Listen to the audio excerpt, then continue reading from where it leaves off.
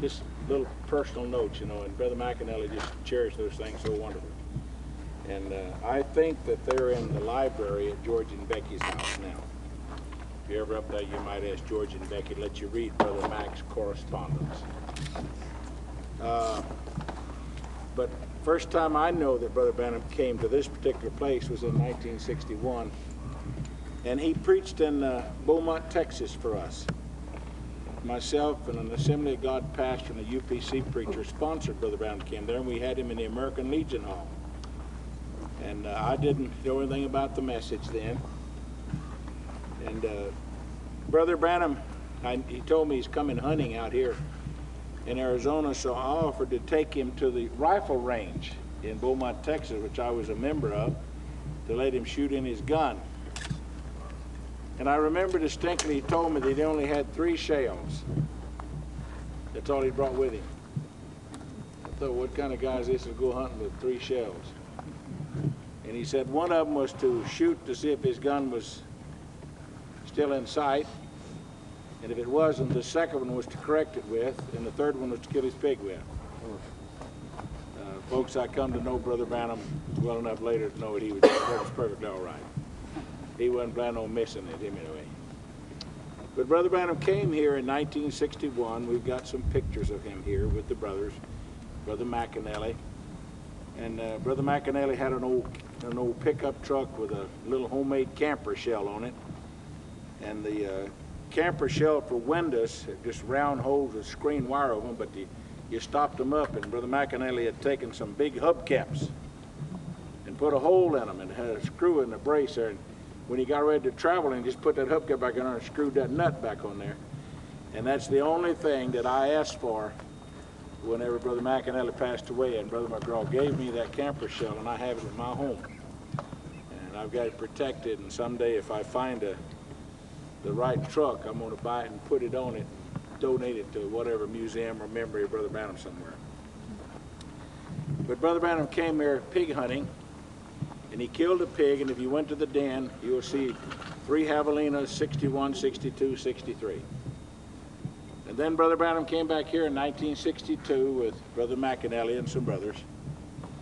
But then in 63 he came, and here's where the question of controversy came, because Brother Branham was hunting here. I mean, this is where he'd camp, but he would always leave in the morning and he'd go up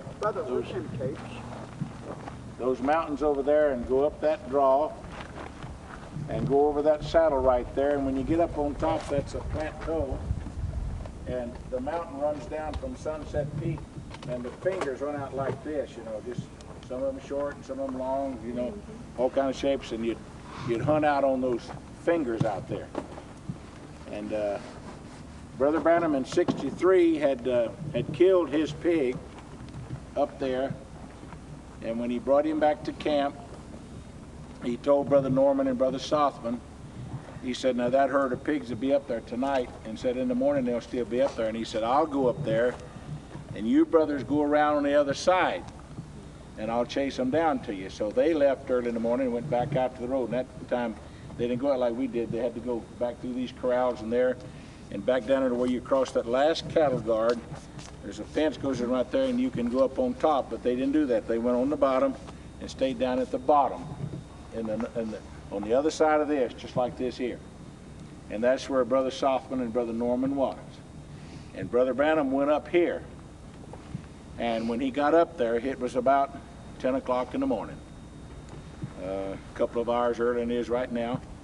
And he had not seen the pigs, but some of these things you can hear him say it on tape. Others are things that the brothers have told me. Other part of it is things that Brother Branham said personally. That he got up there and he had an apple or something to eat, and he sat down underneath the tree, and I think we up on top, I think I can show you the point that he was on and possibly the tree he sat down under, by just the things that he's described and said about it. And when he sat down there for a few minutes, he looked down, and there was a kookaburra on his trouser leg. And when he saw that, he realized that he was in that vision that he had had in December, that he tells about in Sirs Is This the Time, where he was sitting someplace and there was a kookaburra, and he knew when he reached for that kookaburra that there was going to be that blast. Because that's what he had in the vision, and he didn't know. You remember, he wanted to know, well, does this mean that I'm out here, I'm going to be killed or something? And that's what it motivated him today, that he'd gone up to Sword Mountain. He went up there asking, Lord, does this mean the end of my ministry? And he raised up his hand like this, and that sword struck his hand. And you had the opportunity to go there. He said, this is the, he said, oh, a sword, no, the king's sword. You know, you've heard that story this week. But here's Brother Branham over here now, and he already knows that God has told him that it's not his death. Because he said, Lord, if it is, do that. And he said, if it isn't, well then, do that. And he said, the anointing came, just almost took him out of the room. So he had an idea, you know, just himself. But you know, Brother Branham said you have thousands of these visions, and you never get used to them. These supernatural experiences, they're just, you think of it, you know, you see them and you see how true they are, but they never become common to you if they're genuine. And so when Brother Branham went ahead, he was not disobedient to it. He just reached down and got the kookaburra, and when he did, there was that explosion that shook that whole mountain. Rocks the size of these rolled down the other side. The brothers were witnesses to that. And Brother Branham jumped to his feet, and he wanted to know who shot him, you know. But then he told me, he said, I realized then, he said, you never hear the sound of the gun from the bullet that shot you. So just, you know, just momentarily. But he said he looked up, and he said when he looked, it looked like there were 7 dots in the sky. That's something he told me. But he said, with the speed of light, they come right and stood in front of him and formed a pyramid of 7 angels. Mm. And he said there was a mighty angel at the top, and then lesser angels down each side. And he said the one on this side is one that always meant so much to me. And you know, when Brother Branham, he brought the prayer line, he always brought it to where the angel was standing here. He'd always have you on this side, but the angel was always standing here. And he said those angels there, and he said they caught me up in their midst. What a sensation it was. Amen. Paul said, I know a man that went to the 3rd heaven and saw things that was unlawful for a man to talk about. I want you to know, folks, we're the only generation that's ever had a personal representative go beyond the curtain of time and come back and tell us, don't miss it. Yes. You know what's over there. And then an experience like this, of those 7 angels coming and catching him up in their midst. And they turned him back east and said, go back east. And by divine revelation, you'll preach the mystery of the 7 seals. Now, this is something that had been on Brother Branham's heart. And Brother Branham had been reading and studying about them. And you can read, and you'll find things in church history and Larkin and other things that people tell me all the time, well, you can read that in Larkin, you can read that in Smith. Brother Branham didn't deny that. But you see, with that gift that he had, he took all the truth and he put it in place. Amen. And to me, when you actually hear him preach the seals, he never revealed a lot of things. He just took the things in history and put them in place and told us where we were. Right. And then under the 7th seal, he said, that's the coming of the Lord. Yeah. So that's the reason that Brother Pearry Green doesn't do a lot of the typing that other people want to do. As a result, it said that I don't have a revelation. But no, I don't agree with everybody's interpretation of the seals and what they do. But I believe every word that Brother Branham said. And I believe if I live a simple, humble Christian life, God will see that I make it. Just like he said, the same simple faith that Enoch took that walk with, someday I'll walk off of this earth. Amen. And I really think that it's our own trying to understand or figure something out. And that's a caution Brother Branham gives us at the end of the seal. Yes. Don't do that. Yes. Just don't say it. It seems to say so-and-so, or it implies so-and-so. And that's the reason maybe that's the reason I got a calling to still speak about these simple things. But Amen. I can look here and tell you right here that Brother Branham lay down against this rock right here and took a nap. We got pictures of him laying right there, so you can take turns of sitting down there. But there, right there, is a rock that the prophet put his head on. And I'll tell you, just like I did about the den, the apartment. You got anything you need today? Just let faith come to you today. I want you to know the pillar of fire has been present in this place. Amen. God's been here. He visited us. Brother Branham said those angels hang around this place. That's the reason I get such a joy out of coming. Then Brother Branham came back in '64, and they always built their fire right here against this rock. And I think there was about 15 brothers here, and some of them had killed their pig, and I believe it was hanging from that limb right there that one of the brother boarders was standing there skinning a pig, and Brother Branham walked past Brother Roberson, and being he was crippled, and told him, said, Brother Roy, get behind something. Because Brother Branham knew something fixed to happen. Brother McAnally was here. Brother Donnie, were you here then? No. You wasn't here in '64. Okay, and what had happened is that Brother Branham had been, I believe Brother Banks Woods was here, and Brother Branham had been somewhere with him the day before or something, and Brother Branham picked up a rock and just threw it in the air. And when it hit the ground, there was a whirlwind went away from it. And Brother Branham said, thus saith the Lord.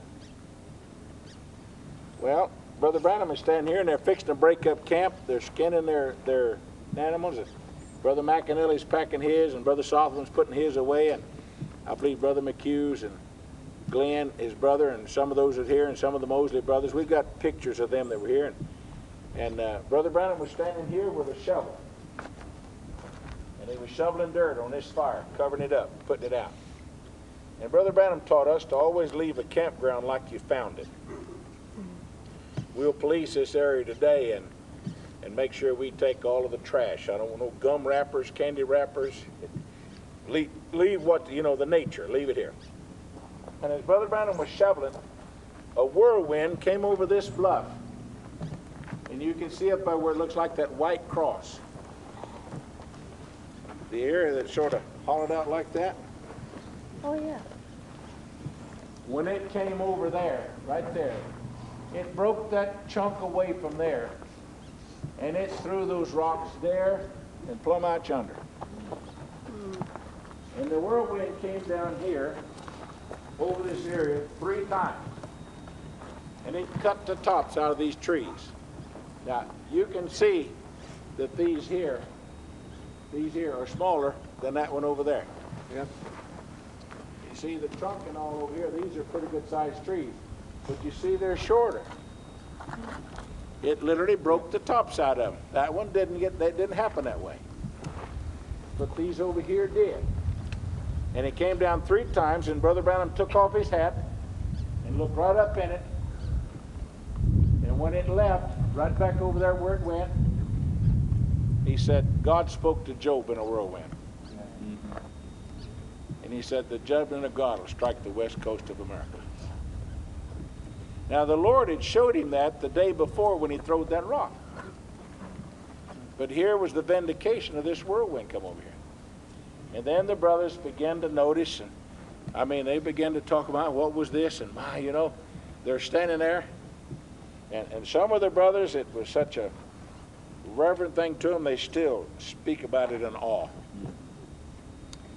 So there's 1 or 2 of them who was here said, oh, I was there and I didn't see nothing. Brother Branham exaggerated that. Isn't that amazing? Yeah. You know, some can see, but they can't see. Yeah.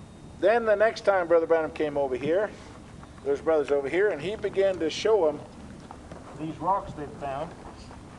Every one of them, look at there, is 3-pointed. Regardless of how you look at it. Mm-hmm.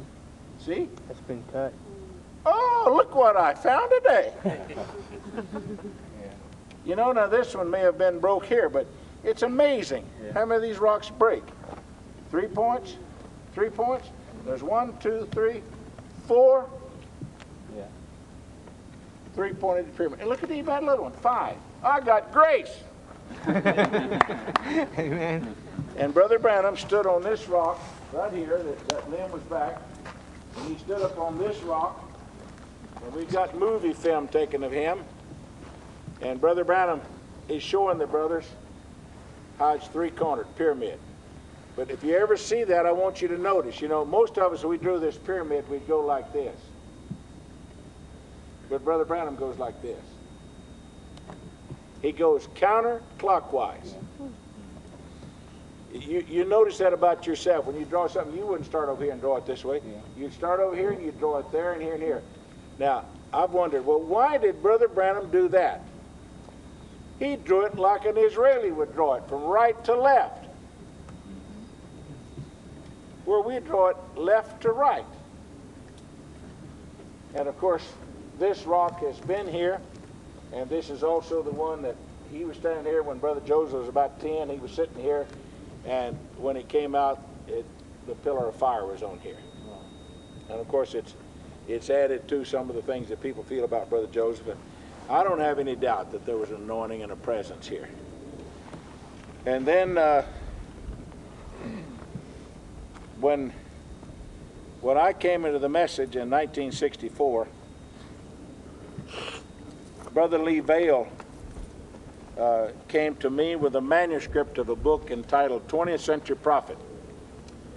And he read me a portion of it and asked me if I would help him print it. And I said, if you'll get Brother Branham to approve it, because I hadn't been in a message but about 2 weeks. I said, if you'll get him to approve it, I'll pay for it. So in the 20th Century Prophet book, Brother Vale mentioned some things. And you know, it's the yellow one is called 20th Century Prophet. And in there, Brother Vale mentions about the 7 visions of 1933. And he said that one of the visions was a calendar was flipping. And the last year that came up was 1977. Yeah. So until about 1972, wherever I went all over the world, I told people that Brother Branham had a vision of a calendar flipping, and the last year that showed up was 1977. That's the reason he predicted 1977.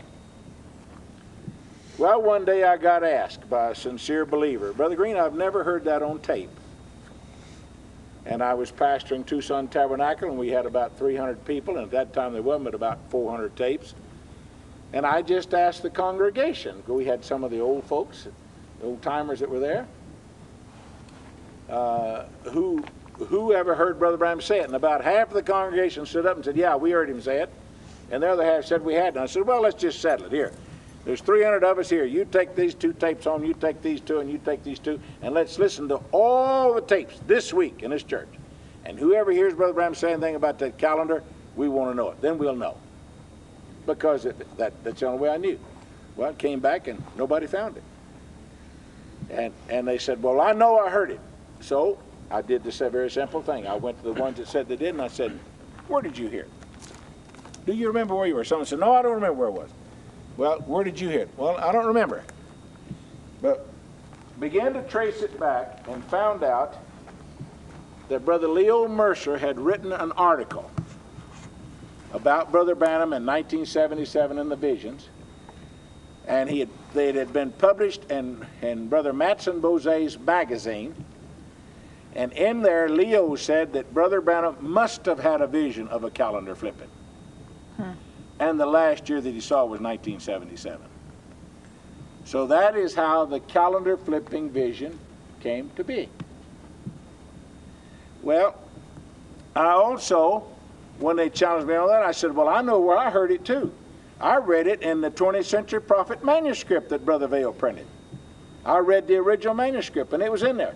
So I rushed in, and I got that book, and when I turn over there, that portion's not there. And so I called Brother Vale, and I said, Lee, when I read the manuscript, that was in there. That's where I heard it. He said, yeah. He said, I sent it in. And he said, Brother Branham came back to me and said, Lee, I didn't have no vision of a calendar flipping.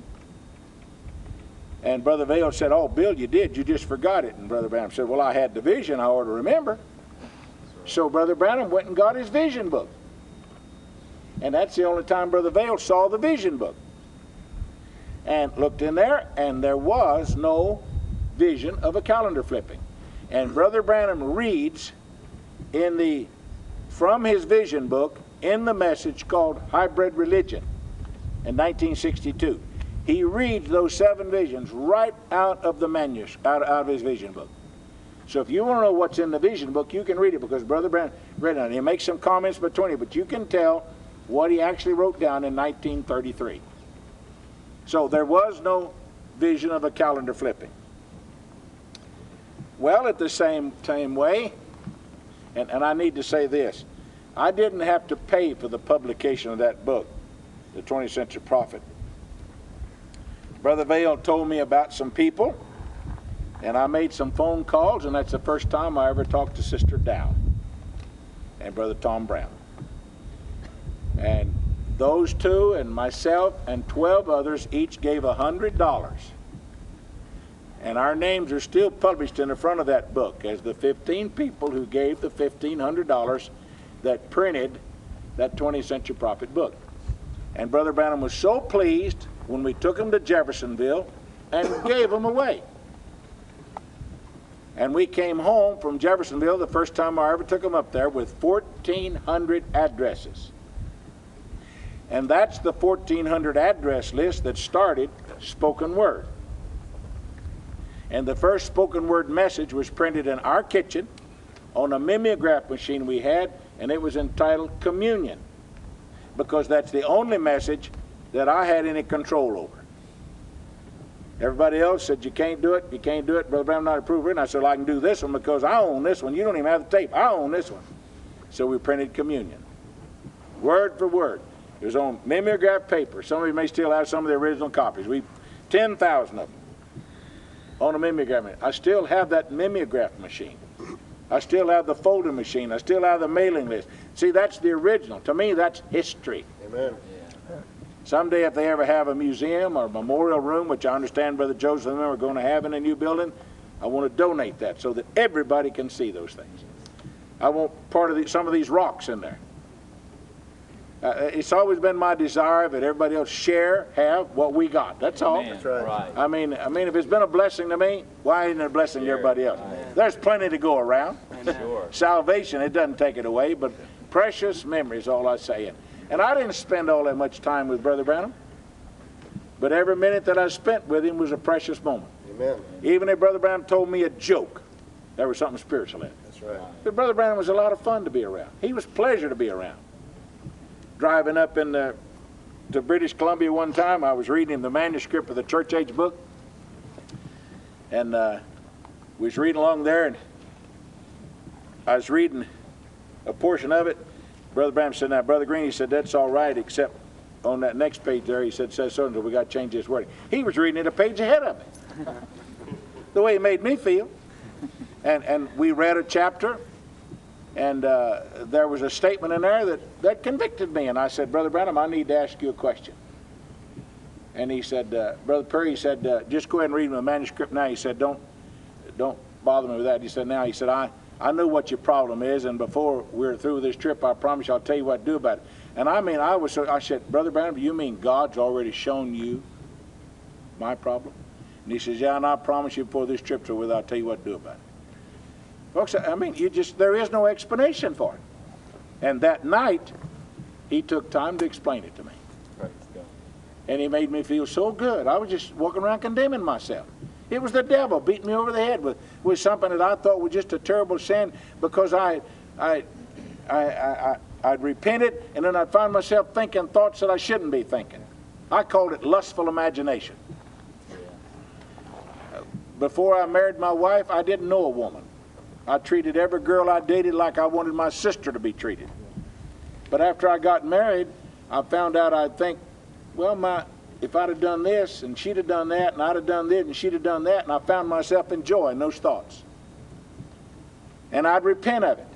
And next thing you know, 2 or 3 months later, I'd find myself thinking, and I'd say, Lord, I'm sorry. And finally got to the place, well, why even repent? You're going to do it again. And that was really bothering me. I was a minister. I was faithful to my wife. I hadn't known anybody else, but it was thoughts. And that night, when Brother Branham told me he'd tell me what to do about it, he was sleeping on the couch in the motel we were in. And when I went through to take my shower, he moved his feet over and he said, Brother Pearry, sit down here a minute. And I sat down at his feet on that couch. And he says, now about your problem. Well, I want you to know, folks, when there's a man fixed to uncover your life, and he knows your thoughts. You just wonder what's fixing to be exposed. And he said, now, about your problem, he said, you'll have to do the same thing I do. For Brother Branham to tell me he had a problem was just more than I could comprehend at that moment. I thought he was such a holy man, you know, just a monk, you know, all the time, pure. But Brother Branham was a man. Yeah. All right. And he admitted he was a man. Said if he made a mistake, Sister Meady would forgive him. He'd forgive her if she made one. That's such a far cry from what I hear taught today in marriage and divorce. You just go out here and make a mistake and I'll just get rid of it. Brothers are using it as an excuse to get them another one. Right. That's all they're doing. The scripture don't teach that. Brother Branham didn't teach that. But Right. I'm not here to preach. I'm sorry. Go ahead. But anyway, Brother Branham said, Brother Pearry said, you know, he said Adam and Eve. He said God put them in the Garden of Eden and they had all the innocence in the world. He said he gave them a 40-foot concrete wall to stand behind. Now why he said 40 feet, I don't know, except I found out since then 40 is judgment. Right. And he said as long as they stayed behind that wall, he said Satan couldn't get to them. But he said once they got out behind the word that God had told them, he said then Satan had every swipe at them. And he said, now what you need to do, Brother Green, is you just need to remember what the word says. He said God's word says that if we confess our sins, he is faithful to forgive us. Amen. Amen. He said, now you're a red-blooded man, and you can't keep the birds from flying over your head. But you don't let them build a nest in your hair. And he said, as soon as you find yourself thinking those thoughts, you just get control of yourself. God, I'm sorry. I don't mean to do that. And he says, God's word says he is faithful to forgive you. Amen. You see, the devil wouldn't beat me over what I was doing. He'd beat me over saying, God won't forgive you. But he's a liar. Amen. God's word says if I confess it, he will forgive me. Amen. And you know what? That conquered it. Devil knew it wasn't no need to bring it again. Yes. Because there wasn't any way. I don't have any trouble with that. By God's grace, I don't have any trouble. Amen. It don't enter my mind. Because Satan knows that I know that even if I do it, I'm going to stop and say, God, I'm sorry. I don't mean to do that. Amen. And he's faithful to forgive us. I got behind that 40-foot concrete wall. Amen. So we was driving along there, and Brother Branham that day asked me, when I put the manuscript up, he said, Brother Pearry, he said, you know, I go off up in the wilderness. He says, I don't go just to hunt. He said, I go to get away from things. Brother Branham came out here because there wasn't anybody out here smoking, committing adultery, cursing. He loved to go up in the wilderness up yonder in Canada where there'd never been human beings because there wasn't no spirits up there. He could have peace. And we was driving along there, and he looked over me and he said, Brother Pearry, he said, you know any jokes? Well, I'm from Texas, and I was full of them. And I said, I knew better than lie to him. I said, but I thought he's fixing to get after me. And I said, yes, sir, I do. And to my surprise, he said, tell me something. Well, that was even a bigger surprise. For me to tell him a joke. He said, you know, Brother Green, I want to relax. I want to get away from this. I want to break away. And about that time, a car whizzed by, and he said, you see that car just went by? And I said, yes, sir. He said, we need to pray for them. They're going to need help down the road. See, even that was pulling on him. Yeah. So I thought, well, I'll tell him a good one. So I told him one about a guy going to sleep in church. And this guy would go to sleep in church, and he'd doze off and go sound asleep, and it would embarrass his wife, embarrass the pastor. And the pastor just said, well, I'll just embarrass him, and I'll correct him from that. So one Sunday morning, the man dozed off to sleep, and the pastor said softly, he said, now everybody that's going to go to heaven, would you raise your hand? They raised their hand. He says, now everybody that's going to go to hell, stand up! Well, this woke the guy up, and he jumped to his feet. And he looked around, and he said, Pastor, he said, I have no idea what we're voting on, but you and I are the only two guys standing up. And then Brother Branham told me one. Would you like to hear that one? Yes. Would you really like to hear that one? You really believe Brother Branham would tell you a humorous story? Yeah. You see, Jesus had no sin, knew no sin, did no sin. And Brother Branham said Jesus had a sense of humor. Right. So there is a difference between humor and foolishness. Right, yeah. True. The very thought of foolishness is sin, That's right. and foolishness is anybody who will not judge their acts of now versus eternity. Like the rich man. Tear your barns down. I'll build bigger ones. I'll do this. And God looked at him and said, thou fool. And God told us not to call anybody a fool. Amen. The very thought of saying, well, I'll do this, then that's foolishness. Right. When you don't weigh your action today and realize there's going to be a price to pay for it tomorrow. True. I tell kids just like that. If you, even you in your life, if you can't figure out, well, I got $20 and I need to save it for tomorrow, I said that's foolishness, because if you can't think of it in the natural, you can't think of it in the spiritual. Yeah. And you look at a person's life, you can judge it. Kids are going, they're not thinking about, well, if I do this, I'm violating the curfew and I'll get grounded.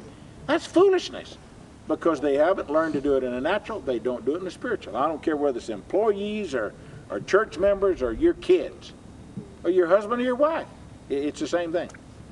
And Brother Branham, he told me this story, and he said, I got one about a guy sleeping in church, and said, this guy sleeping in church, and he said, really, it was a Methodist church, and he said they didn't care whether he went to sleep or not, except he snored, and he kept everybody else awake. And he said, man, he gets snoring, said, just wake everybody else and rattle the windows, And so one day the man was at home asleep, and Brother Branham said he'd sleep on a Chesterfield. Strange, the little things you remember. See, I call it a couch or a sofa. Chesterfield in Kentucky, I guess. But he said this man was asleep on a Chesterfield, and said his wife was named Molly, was in the kitchen, and she was fixing some Lindbergh cheese. And said the aroma of it went through the house, and said it woke the man up. And he said, Molly, said, that stuff stinks so bad a man can't even sleep with it on. Boy, that gave her an idea. So she cut a little piece of it off and wrapped it up real tight and dropped it in her purse.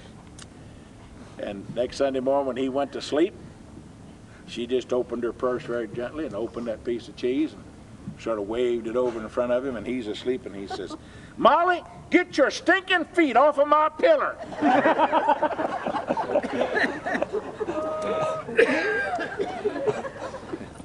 Brother Branham and I, for 2 hours, we swapped stories. And I guess he really liked my Texas jokes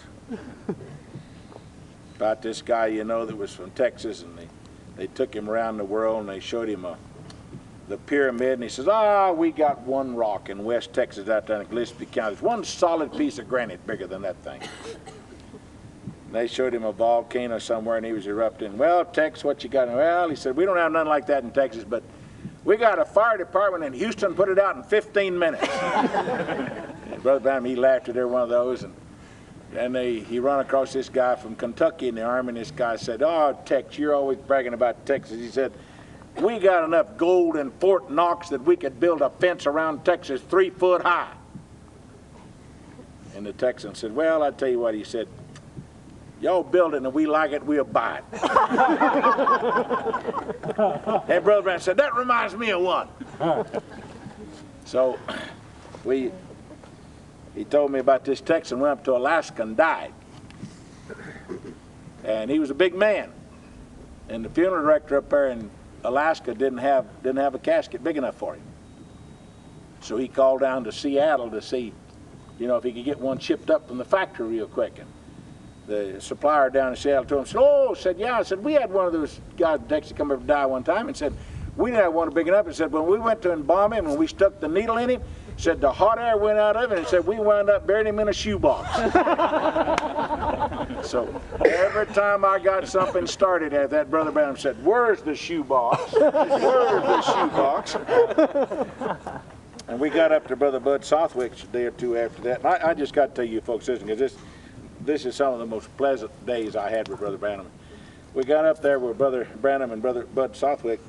Brother Fred Sothman. They were sleeping in Fred's pickup camper, and Billy and I were going to sleep in a teepee tent out in the front yard. And the day before we got up there had been Lila, Bud's wife, and her 2 little boys had been at the house, and a black bear had come and got in the cabin, and it got in the flour, and we're just sitting there throwing and knocking everything around. And Lila came up there and saw the bear, and she grabbed the 2 kids, and she started running off down where Bud was, about a 1/4 of a mile away down toward the river, and holler, bear, bear, bear. And Bud Southwick told Brother Branham said, Lila was running so fast that them two kids is sticking straight out behind her. And said she's running so fast when she crossed the river, said she didn't even leave a footprint. She just walked on the water right across it. And of course, we were all laughing, you know, because they was making so much fun of our sister Lila. Of course, Bud went up there and Lila had scared the bear so bad the poor thing left, you know. But we knew the bear was in the neighborhood. So that night when Billy and I went to bed, well, you know, the tent was about that big around. Billy's on that side and I'm on this side. I had a flashlight, and Billy Paul came to bed after I did, and he had the flashlight. About 1 o'clock in the morning, I reached up like this to pull my pillow up underneath my head. When I did, I got a handful of fur. Oh. Oh. And I eased my hand back down in the sleeping bag, and I pulled my neck in, and I said, Billy. He said, what's that? I said, where's that flashlight? He said, it's over here with me. I said, there's something in his tent besides you and I. I just got a handful of fur. So Billy Paul, he stood up and got over by the door and turned the flashlight on. And it was a house cat that somebody had lost on the highway somehow, and had come there to Bud's cabin, and had come in that tent to get one. And I'm telling you, the next day they didn't razz me. This Texas preacher that can't tell a house cat from a bear. We better be careful, boys. He might shoot us thinking we were a grizzly or something. I mean, just razz the daylights out of me. Well, that day we couldn't go hunting because we couldn't go packing back in the mountains about 20 miles by horseback because it snowed that night.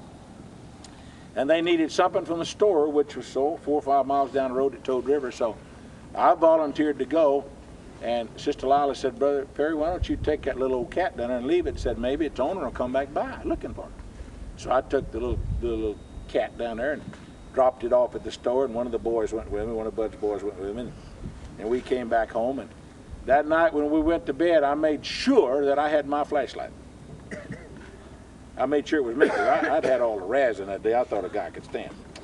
And so about 2 or 3 o'clock in the morning, Billy calls me over there, and he says, Pearry, he said, you got that flashlight? And I said, yeah, I got my flashlight. I said, what's wrong? He said, oh, that cat's back in here again. Well, I'd had all this kidding I could take. So I said, Billy, it can't be that cat, because it's on me too. And I'm 10 foot from it. And I'm just having to choke the laughter down, you know. And when I turn the flashlight on, Billy Paul is standing up in his sleeping bag trying to run to the door. Walking in his sleeping bag. And when I turn the light on, it's that little cat had come back. And Billy gets out of that sleeping bag and he catches that cat, and he's got the tin unzipped, and he throws him at the door, and he misses the door. And that cat just bounces back in Billy's face, and Billy is screaming. And by that time, Brother Branham is outside in his long johns. Because he thinks that bear has got Billy Paul.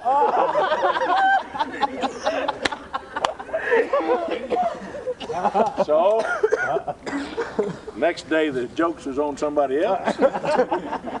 But we were going to leave that day. Oh boy. And they saddled my horse, and Brother Branham came up to me with a paper bag.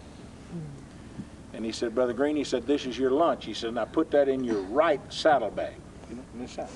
I thought, well, what's the matter with the left one?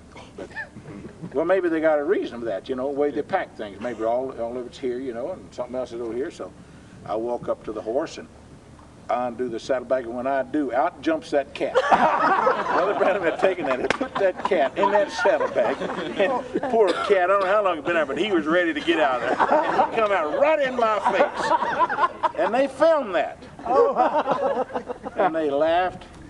And then Brother Branham, he staged me like this. All right, Brother Green, let's see now. He said, now here's the way you get on your horse. And I'm standing on this side, so he has me put my left foot up in the stirrup on the right hand side. And when I get on the horse, I'm on him back. And Brother Branham, he just laughed. And he said, now go around the other side, you know. He want me to get on the other way, you know. And I just let them have a ball out of me. That's good. Let them enjoy me. So in a little while, I had taken an old gray flannel suit with me. that you know, I'd heard the testimony of Brother Biscoe getting wet, you know, in the green checkered shirt. And I told my wife, I said, you know, if I get wet, I need something else. So I had instead of my hunting clothes, I took an old gray flannel suit that the Moors eat to hold in. And I just put a white shirt and a tie in there. And I had my pistol, and they was all in the cabin. And I just went in my tent. And I put on my suit, tie, shirt, put my pistol on, got my Bible out. And I walked to the cabin door, and I just kicked the door in. I said, church is in session around here, you sinners. We're going to repent. And Brother Brown fell down. Oh, please, Reverend. Please, Reverend. Please, Reverend. I tell you that because I want you to know Brother Branham was a man. Yeah. And that wasn't sin for him to enjoy himself. Right. And I find out, folks, it's fun to believe this message. Amen. You don't have to go around with a long face. Another one that I heard, you know, Brother Ewald Frank, he came over here and was at Brother Banks Woods' house, and Sister Woods took a pie or something over to Sister Meady. And when she comes back, Brother Frank, the German, meets her at the door and said, meets her at the door, did you see the prophet? And she said, yeah, I saw the prophet. Well, Sister, what was he doing? And Sister Banks says, well, Sister Woods said, well, he had on an apron and he was helping Meady wash the dishes. For a German man to be told that Brother Branham was washing dishes with an apron on? Unheard of. But that's the way Brother Branham was. So when he came over here, he was fun to be around. He wasn't frivolous with what he taught or believed, but I'm telling you folks, there were just a lot of times when it was just fun to be here. There was great enjoyment. But then in the midst of that, these supernatural things occurred. And because I had read that the cloud appeared on February 28th, I am the person that began to say that when the angels came down on February the 28th, the day that it happened, and I said Brother Branham was in the mountains in February during the hunting season, and on February the 28th he did this, and the angels came down, and when they departed from him, they formed the cloud in the sky. You don't find Brother Branham saying that. I assumed that because I didn't know any better. And then Brother Lewis up at Lime, Ohio, was debating a Church of Christ preacher. And the Church of Christ preacher had gotten a hold of the hunting regulations for 1963, and he challenged Brother Lewis, and he says, your prophet killed a pig out of season. And the hunting season that year was March 4 through 14. And if Brother Branham killed a pig on February 28th, he killed it out of season. So that motivated us to begin to ask the brothers, what were y'all doing over there? Well, then we found where Brother Branham was in Houston, Texas on March the 4th to get a reprieve from execution for the photographer's stepson that had taken the picture of the pillar of fire in Houston, Texas. And because Brother Branham went there, that man gave Brother Branham the copyright and the negative of that picture. And Brother Branham and Brother Fred got in a vehicle and drove from Houston straight through, got back here on the morning of the 6th, and they came over here hunting, and Brother Branham killed his pig on March the 6th. And on March the 7th is the day he went up there. And those 7 angels came down to him. But those angels, that cloud had been photographed February the 28th, 7 days before. Now, I've known this for 20 years. But I didn't have the wherewithal to challenge this or to say it. But when Sister Rebecca and Brother George began to hear about it, they published it in their magazine. And there was a number of people who says, well, if he wasn't over there on the 28th when that happened, because he said so and so and so and so. But you see, Brother Branham didn't say it. We said it. Yeah. We assumed it. But then we got to looking, and in June of 63, at a graduation celebration, a little party that the folks, the believers, had for Brother Branham. I mean, for the graduating class that year, high school kids. Brother Branham was there. And it's just on a little tape that the Normans had. And Brother Branham said, speaking about his coming to Tucson, he said, now when I come, one thing was by a vision. I was standing above Tucson up here when a blast went off.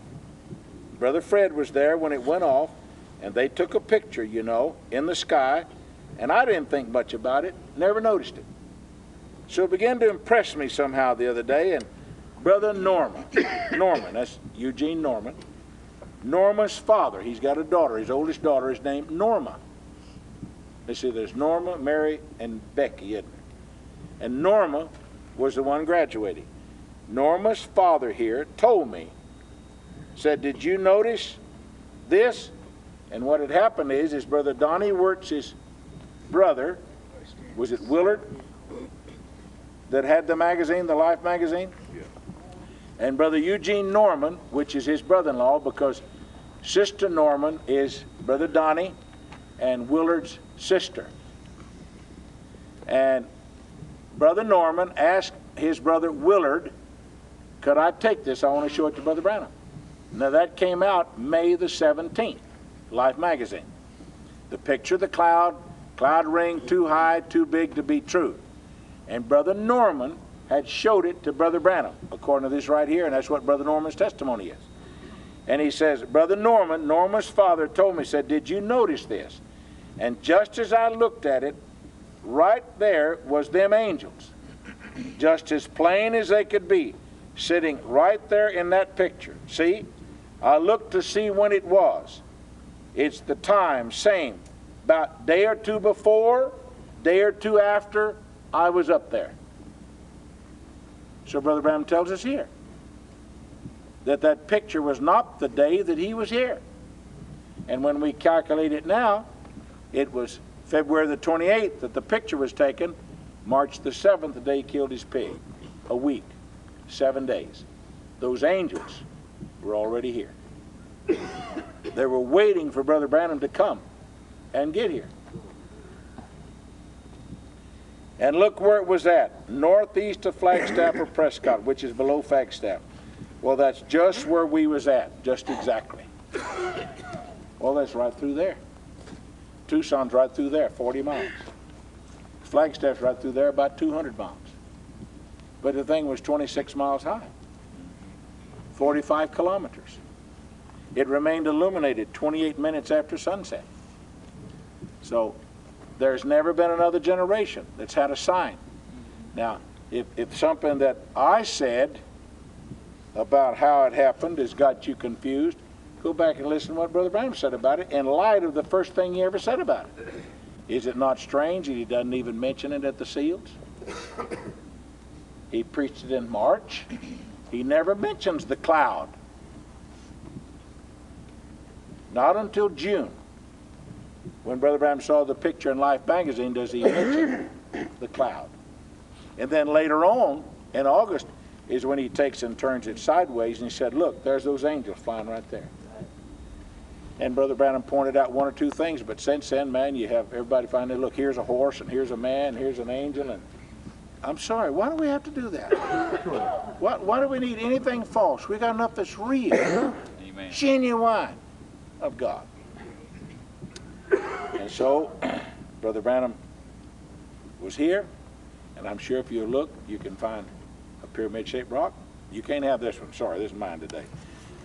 And you'll find some kookaburras around here. If you look down there in the riverbed where they wash off the mountains, you'll find some of the kookaburras.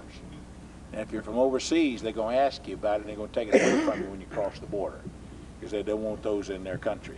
They're a pest. But here in America, you can take them home with you and lay it up on your mantel board or your desk. You can look at them and just say, you don't want to have that kookaburra nature. You want all that out of it. Do we have any questions? I'm sorry I took so long to... This is the rock that was on. That's the rock. When it was Yeah, that's it. Now there were some other boulders here also, and they've pretty well been hauled off, but Ones like this and like that, they haven't taken them because they're, that one, that's new here. And you know, that one's new. That one hadn't been here. That one and this one's been brought here since last time I was over here. Brother Green, Yes. before they all spread out, could I get them together to, you know, I'd like to get the camera over there and take a picture of the entire Right, group. if you'd like, if you don't think we'll break it, have a Do you shot. mind coming together so we can get a picture of all of you together? We came together. God sends His pure, sweet love, a sign from above, on the wings of a dove. If I get the wrong key. On the wings of a snow. Well, we can do it. You start it, brother, and then I'll sing. On the wings of a snow white dove, God sends His pure, sweet love, a sign from above. On the wings of a dove, Yes, on the wings of of a snow white dove, God sends His pure, sweet love, a sign from above. On the wings of a dove. We got one more thing I got to show you. In 1969, I saw a painting that a sister painted in this area. And when I looked at the painting, I said, "Oh, look at that! She put Brother Brown's profile on the end of the mountain." And I called her and I asked her and said, "Sister, what did you use to paint? Did you go over there, or did you use a photograph or something?" And she says, "No, I just painted what I saw." And I rushed right back over here because I wanted to see this profile. You come right here. It's going to be hard now, but if you look right up there, you see his forehead and his nose. Sun, rain, weather, erosion to wash that mountain away like that and leave those particular pieces of rock that if you walk around and look at from the other side or from the front or from the top, it just looks like blobs of dirt up there. But if you look at it from right here, you see it? Yep. And of all the places on earth, do you see it? Huh? All the places on earth for it to be are right here. As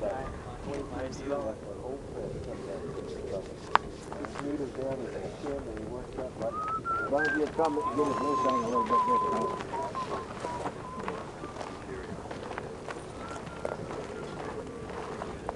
The sun, like the sun.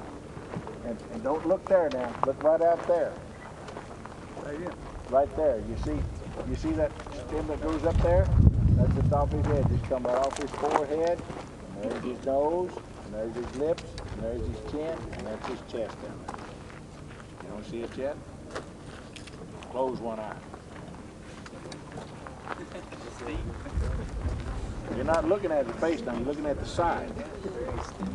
You're looking at the side of his face. You still don't see it, Brother Paul? Well, let's just change the position a little bit. Maybe you can. It's good back there. Sometimes if you just look at that part of the top of the Brother mountain, Brown's profile of his face. Hide the sun. right at the very top. You see, you go up there. You see those cactus on the side? Last prickly That's pear. his chin right there starting up. And then there's his lips. And that's his nose. And then his eyes. And then the forehead. And you're looking at it from the side. Just like you look at me right here. Oh. See it? Huh? Okay. You're looking at it just like this, see? All right, Jimmy, do it quick. Whoa, did I almost get in your...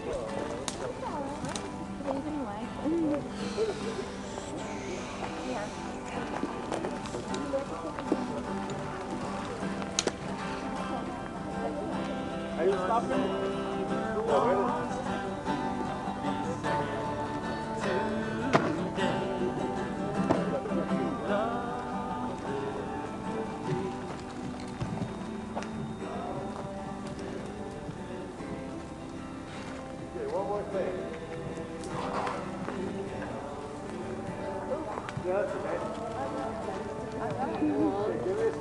Amen.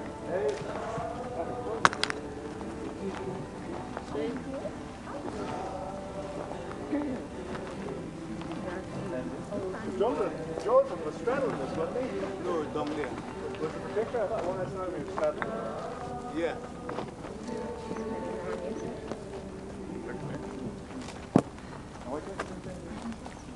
Stumble, stumble.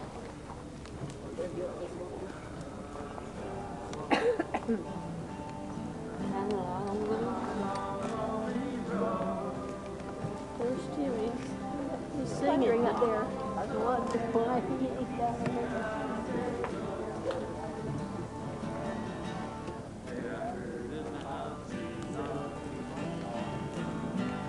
What a wonderful hour. I'm so glad that I Somehow Brother Green was able to get a rock like that, huh?